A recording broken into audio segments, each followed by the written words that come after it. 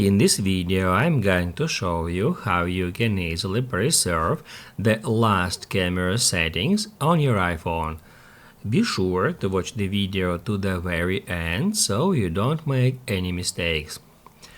Let's get started, and on a camera app we can change some settings. Let's say on a photo mode I would like to change aspect ratio, and also I can, let's say, adjust the exposure and do some another settings here.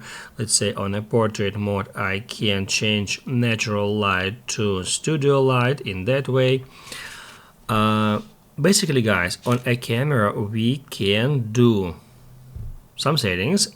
However, if we close camera app and if we open it up back again after a while, all these settings will be reset back to its defaults.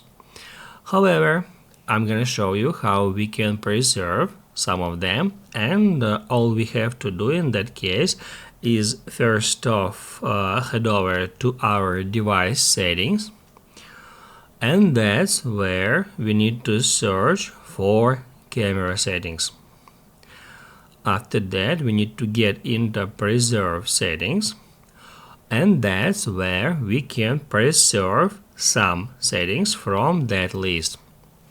For example, if we turn on camera mode, it will preserve the last mode such as video or maybe portrait or slow-mo, rather than automatically reset it to photo.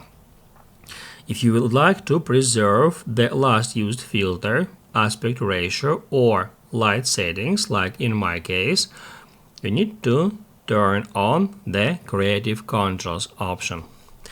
The same about depth control, the same about macro mode, exposure adjustments, night mode, portrait zoom, action mode, Apple ProRes settings, and live photo settings. That's where we can preserve them instead of automatically resetting it back to defaults. If this video helped you out, don't forget to hit the like button.